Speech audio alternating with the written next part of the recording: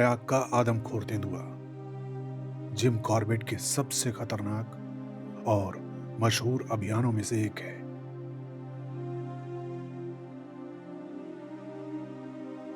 ये तेंदुआ 1918 से 1926 तक उत्तराखंड के रुद्रप्रयाग और उसके आसपास के इलाकों में दहशत का सबब बना था।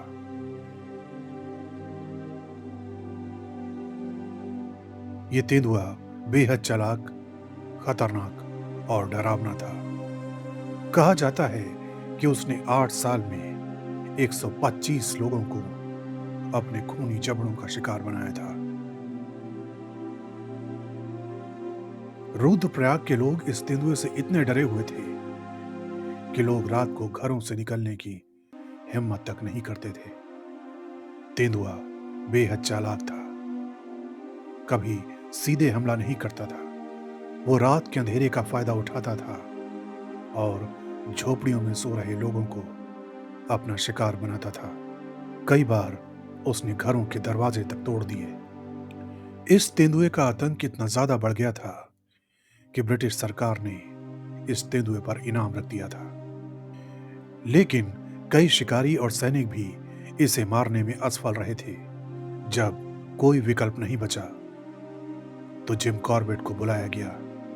जिम कॉर्बेट ने अपनी किताब the man eating leopard of Rudraprayag में इस शिकार का विस्तार से वर्णन किया है। जिम जब रुद्रप्रयाग पहुंचे तो उन्होंने देखा कि वहां के लोग बेहद डरे हुए हैं। उनके घरों के दरवाजों और खिड़कियों पर लोहे की सलाखें लगी थी। गांव वालों की कहानियां सुनकर जिम को एहसास हुआ कि ये कोई साधारण तेंदुआ नहीं है। जिम ने सबसे पहले तेंदुए की आदतों और उसके रास्तों का अध्ययन करना शुरू किया। उन्होंने पता लगाया कि तेंदुआ केवल रात में हमला करता है और दिन के समय छिपा रहता है। तेंदुआ इतना चालाक था कि उसने कई बार जिम को चकमा दिया। जिम ने रातों में कई बार पेड़ों और चट्टानों पर घात लगाकर बैठने की कोशिश की। तेंदुए के पंजों के निशान और उसके शिकार के स्थान और चलने के रास्तों का अध्ययन करते हुए जिम ने धीरे धीरे उसकी हरकतों को समझा। एक रात जिम ने एक गांव के पास तेंदुए को घेरने की कोशिश की। उन्होंने खुद को एक पेड़ के पीछे छिपा लिया और रात भर इंतजार किया। जब तेंदुआ वहां आया तो जिम ने पहली गोली चलाई, लेकिन तेंदुआ घायल होकर भाग गया। जिम ने पीछा करना जारी रखा और कई दिनों की मेहनत के बाद एक सुनसान जगह पर तेंदुए को फिर ढूंढ निकाला। इस बार जिम ने तेंदुए को मार गिराने में सफलता हासिल की। जिम ने इस तेंदुए को 2 मई 1926 को मार गिराया।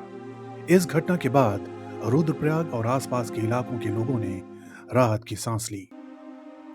तेंदुए की मौत के बाद जिम ने बताया कि यह नरभक्षी क्यों बना। उन्होंने अनुमान लगाया कि 1918 की इन्फ्लुएंजा महामारी के दौरान बड़ी संख्या में लोगों की मौत के कारण शवों को जंगल में फेंक दिया गया था। तेंदुआ उन शवों को खाता था और धीरे धीरे इंसानों का शिकार करने का आदी हो गया। जिम ने हमेशा यह माना कि नरभक्षी जानवर मजबूरी में ही इंसानों पर हमला करते हैं।